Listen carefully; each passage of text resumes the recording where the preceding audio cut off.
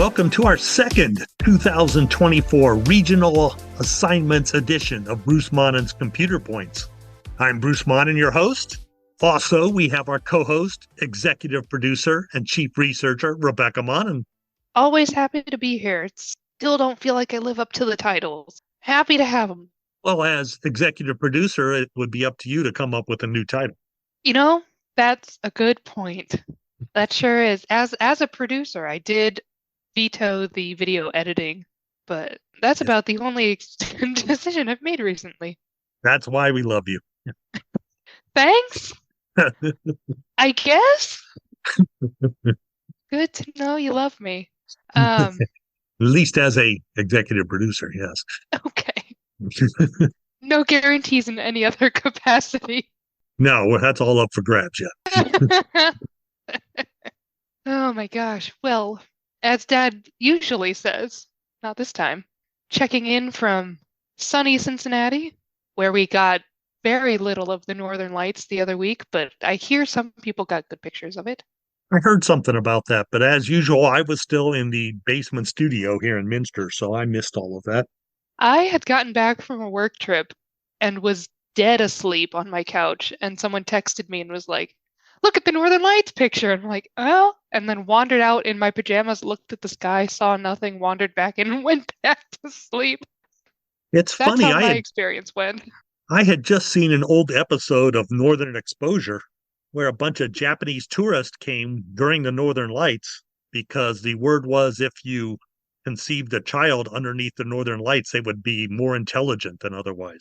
That was the theme of the episode.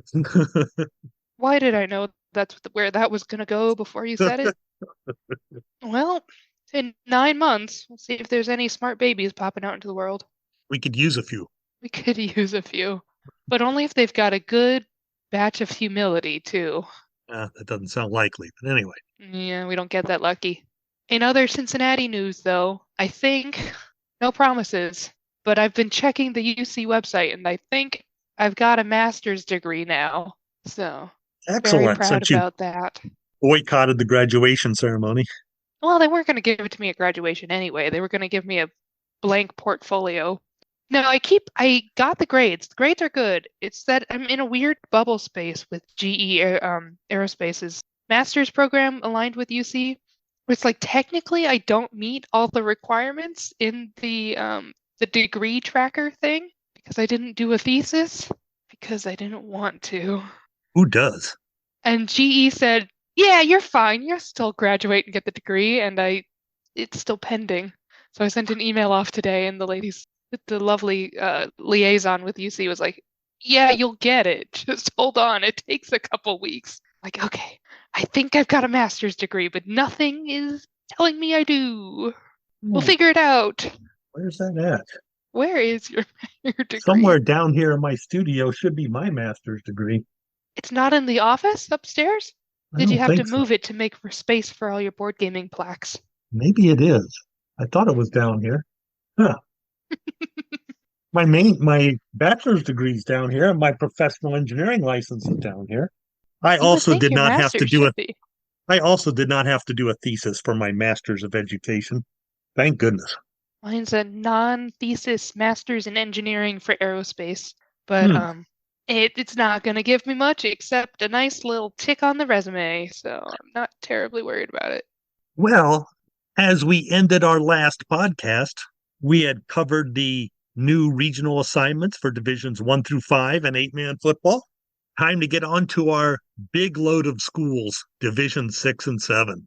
It's only 2 divisions. There can't be that many. But first, last year, we went into a deep explanation of the competitive balance adjustments to enrollment.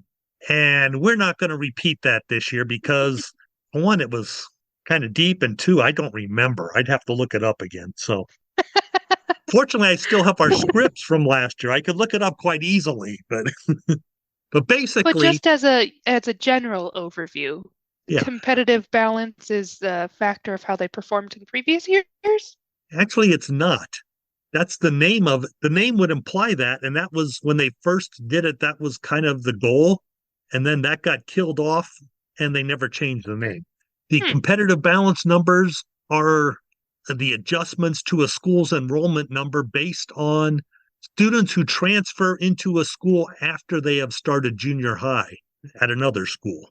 So if you have a Okay. lot of people moving in, and the You idea might is a be a lot of, really good team. Yeah. yes, the idea is if they were football players from another school, they count as quite a lot adding to your enrollment. Basically, what it does is it drives up the enrollment of a lot of private schools, which was what a lot of public schools was looking for in the first place. Right. So if someone's got a really stellar college prep program that people are moving in for, it's probably not going to influence their football numbers too much. Probably not. But now, as I'd like to point out, occasionally, like with most laws, rules, etc., there are some unintended consequences to these things. Now, it seems that if you went strictly by enrollment numbers, Fort Recovery, St. Henry, New Bremen, and Marion Local would all have been Division Six schools this year. Okay. But since they have little, if any, transfers or open enrollment, they have a very small competitive balance number, and Uh-oh. several other schools have pushed past them because they had higher competitive balance numbers and shoved them back down into Division 7. Uh-oh. So right now I'm thinking there's a whole lot of Division 7 schools who are not happy about competitive balance because they could have Yeah. gotten rid of all that tough competition otherwise. I was just thinking that that's not a good year for Minster right there, is what Yeah. that sounds like. Now, I have not personally double checked these numbers. I am trusting what someone else says. I took a quick glance and it looks to be accurate to me. I'm not going to do all the work to double check that that is 100% accurate, but it looks right to me at first glance. So, We're just to, relatable here on this podcast. We do our statistics based off vibes. well, if it It was really feels right. important, like we'll double check when it comes to whether a team actually gets in the playoffs or not. Yeah, of When course. it's just something like this, I'll trust what the numbers look like offhand because there's nothing to do about it and it doesn't really matter now, does it? That's a very healthy way to approach the world. So we're going to start with Division 6 today. Region 22, our Northwestern region. This is a large region with 27 teams. However, you remember last year we hit a couple of regions that had like 32 and Hmm. 33 teams. There does not seem to be any of them this year, thank goodness. I'm pretty happy about that. That was crazy. Yes, it was. One of these 27 teams is New London. They did not play any games in the last 2 years, and and they did not win a game the 2 years before that. So I'm thinking maybe there's 26 teams to worry about playoff wise. New London Mm. doesn't seem like they might be in the hunt, so to speak. Wait, wait, wait, wait, Uh, wait, wait, wait. And I know you just said it, but I do want to recap it so it settles in my brain. They're still in the region and in the play, well, theoretically in the runnings for the playoffs, but haven't played any games. in the They last two still have a years, no. they still have a team? Apparently, they have a schedule this year. Okay. All This right. just fe- this just feels like the next 8-man football school to me. Yeah, it seems a little odd. And they're not even Division 7, they're Division 6. So apparently football is not real popular in New London, Ohio. They've got the population for it, but not the. That's what it sounds like, yes. I mean, bound to happen, but that felt odd. Like we don't put New Knoxville in the football divisions, do No, we? well they no. But New London claims they have a team this year. They have a schedule, so the state puts them in. All right. Yeah. Okay. Good for them. Hope it goes well. Now, we follow three teams who made the playoffs in this region last year, and that would be Bluffton, Defiance Tenora, and Paulding. There are also five teams we follow in this region who missed the postseason last year, and that would be Van Buren, Wayne Trace, Mount Blanchard, Riverdale, Sherwood, Fairview, and Hicksville. Now, Allen East and Parkway have also moved north from being in Region 24 last season. And Spencerville is here. They moved down from Division 5. And we also have Patrick Henry and Convoy Crestview, who have moved up from Division 7. So, again, another region with a lot of teams moving in from other divisions this year. We actually have three regions we're following in Division 6 this year, Rebecca. Very exciting. Very We happy also, for that. we also have Region 23 with 27 teams. We didn't need to follow this region last year, but we follow North Lewisburg Triad, who slides over, and Mechanicsburg, who's moving up from Division 7. Woo. And both these teams are on the far western edge of this region, which stretches all the way over to the Ohio River in the southeast corner of the state. So, again, a couple of teams that, if they make the playoffs, could either have some long travel or could benefit from their opponents having some long travel should they host a playoff. Very, very true. And finally, in Division 6, we have Region 24, 25 teams here. This region stretches from Coldwater and Lima Perry on the northwest corner, down through Chillicothe, and eventually down to the Ohio River near Ironton. So again, there's a little bit of travel possibly coming up come playoff time here. We usually seem to follow a lot of teams in this region. For example, we followed 9 schools here last season. Of those 9, Anna is the only team still in the region. The other 8 teams all moved divisions or shifted over to different regions. Really kind of Oh, strange. Anna is joined by Coldwater, who drops down from Division 5, and Lima Perry and Covington, who both move up from Division 7. So we only follow 4 teams in this region this year. Very unusual for Region 24. yeah, that is strange. Just means there's going to be a heck of a big region further down, isn't there? You read my mind. Division 7 must be loaded down there in Region 28, huh? Yeah. Well, we'll get to that in a moment as our YouTube switches to the map of Division 7 here now. Now, We'll quick start question with, on these maps. yes, Is there a filter you put on Google Maps that showed all of these, or are these posted on the Ohio High School website? these are posted on the Ohio High School Athletic Association website.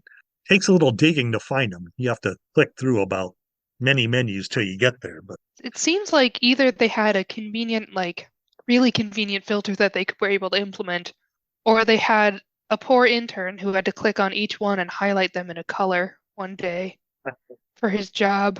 well, I would hope they started with this map before they drew the lines. They put all the teams, say in Division 7, all on a map, and then started figuring out what makes sense, where to divide it up, That would be nice.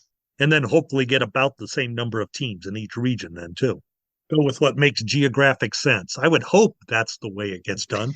How it's working out in my mind, it sounds like a fun day in the office where you've got a big old board with a bunch of thumbtacks and you get to pull Ooh. the whole group in and just move the string around.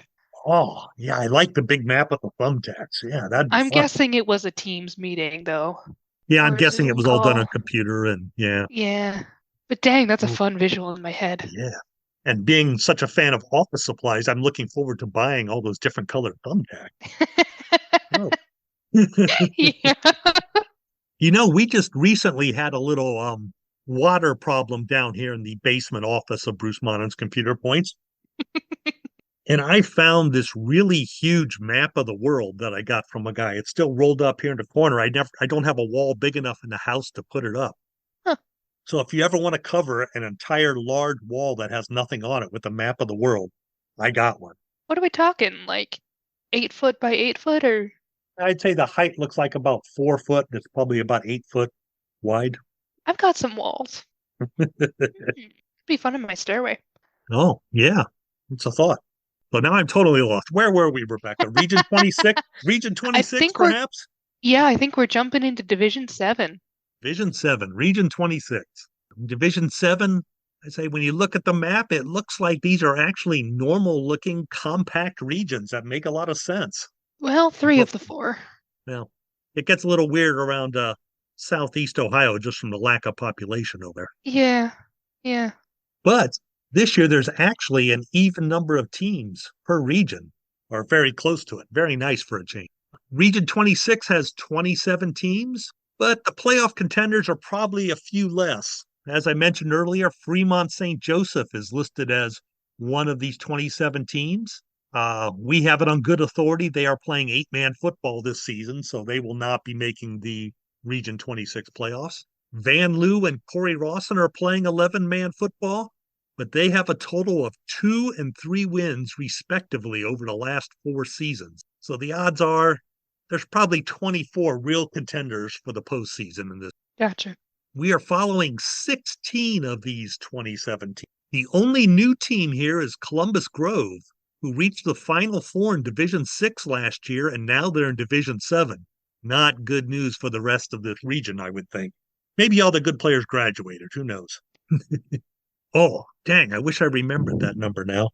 I'm pretty sure they are the only Final Four team from last year that went down a division. Every other Final Four team stayed in their division or moved up this year. So it goes with the theory that the teams that make it far into playoffs are usually the ones on the upper end of the enrollment range for each Hmm. division. Columbus Grove appears to have been an exception.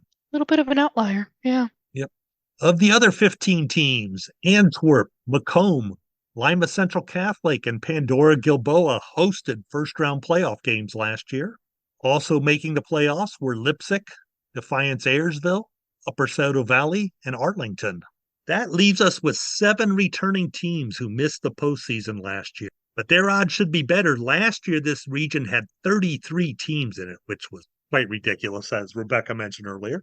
Just a bit insane. So that's good news for Corey Rawson, Van Loo, Arcadia, Delphus Jefferson, Ada, Delphus St. John's, and especially Hardin Northern, who missed the playoffs despite a 6-4 record last year. Their strength of schedule wasn't the highest, but still, 6-4 these Still, days six you and would four should do expect to it make for the you. postseason. Yep, Yeah. that's for certain. And finally, our last region, Region 28, also has 27 teams in it. This region only had 25 teams last year. Much like Region 26, it includes a few teams who we're not too concerned about. Dayton Jefferson has not fielded a team in 4 years. Oh, another new one. Riverview East Academy has 1 win in the last 4 years. Neither team has scheduled any games yet for this coming season. Okay. I'm thinking they might not be playing any games, and if they do, it won't be many. They're not going to be playoff. Is there like a deadline to submit schedules or a normal time when each team has their schedules in? There are, I don't remember what it is. I think to count in the computer points, there's a date that it has to be scheduled by. It might be about week 4 or 5 of the season, if I remember right. Okay. You can still schedule games, Yeah. but you cannot make the playoffs unless you play 8 games. Right. So these teams will probably never get 8 teams that count. They might play some club teams. They might play that mighty team from Peebles. There's a club team in Peebles that some teams play. That game does not count. It's like I don't know if there was a flat enough area to have a football field on in Peoples. GE test grounds, maybe, huh? Maybe. Well, I happen to know they have a track, so maybe there's a field in between I, inside I the hope track. Right? so. There are several other club teams down there in that region just because the schools are small. So they put together a team that combines from maybe 3 or 4 different schools. So, and they play a couple of games. Always nice, play a little football, but they're not going to count for Right. getting into the playoffs or anything. So we follow 15 teams in this region, as you guessed, quite a few. Yeah, I was gonna crack a joke at the beginning of how many of the 27 teams do we follow? Is it like 27? No, 15. 15's a healthy number. Yeah.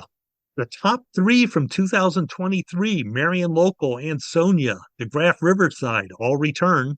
They are joined by Waynesfield Goshen, who finished third in Region 26 last year and is moving down to Region 28. Might have a Also little bit of a hosting, fight. yeah, also hosting first round playoff games last year were Minster, who placed fifth, and Tri Village, who was fifth in Division 6, Region 24 last year, and moves down to Division 7.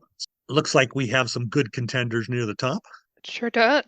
There are 6 more 2023 playoff teams in this region that we follow. Returning are Sidney Lehman, Fort Laramie, Bradford, New Bremen, St. Henry, as well as Troy Christian, who reached the playoffs in Division 6 last year. And I'd just like to point out Fort Laramie they've had an independent schedule the last couple of years. They have moved to the Northwest Conference. They'll be playing teams like Delphus Jefferson and the like up north Well, that's this year. good So for them. they have a conference for football only, still in the Shelby County League for all their other sports. Finally, we also have Mount Victory Ridgemont, who transferred in from more northern Region 26, and 2 teams who really struggled last year and missed the playoffs, Fort Recovery and Miss Mississinewa Valley. And if I remember right, 2 wins pretty much got you into playoffs in this region last year. So It tells you a little about the record of those two schools. And that pretty much wraps up our summary of the regional changes for this coming season. That went quicker than I expected. Yeah. Once again, comments, questions, email them to us, submit them on X, or pop in those YouTube comments. Absolutely. And once again, do us and yourself a favor. Subscribe to the podcast at Apple Podcasts, Amazon Music, iHeartRadio, or YouTube. Sorry, we are still too incompetent to figure out I could probably do it if I sat down with you for like 3 hours, but we haven't been doing a lot of that near the home someday base. Rebekah and I will be in the same room with nothing else to do, and we'll figure out Spotify. So it's not in Spotify's best interest for no one to be able to figure out how to put their podcasts on it. Yeah, it can't be that hard, you would think, right? No, it's surely not. We just got stopped by the lowest of barriers. Yes, it is mostly my personal incompetence that is keeping us off Spotify at the moment. We need something called an RSS feed. And I think we have it. We just need to input it into their little info bar. Yep, that sounds like it's pretty much it. And it's anyway, beyond me, folks. Someday. So please tune in again in a few weeks from now as we do our preseason preview of the playoff chances of the teams that we follow in all these regions. If you want a little preview ahead of time, my annual computer point projections for each region are already available on my website. Ooh. Search for Bruce Monnett's Computer Points. Click on the link up near the top of the webpage. It says something like computer projections for 2024 season or something equally cryptic. It'll be very clear, but not very snappy. Yeah. It is in blue and underlined. Oh, a link. A link. Yes, indeed. And that wraps up this podcast, unless you have anything else to throw in there, Rebekah. Nothing new to add for the listeners. All righty. Well, in that case, we're signing off, and we won't see you, I guess. You'll hear see from our us again. slideshow. Yes. You'll hear from us and watch our slideshow again in a couple of weeks here on Bruce Monnett's Computer Points. Thanks for listening, everyone.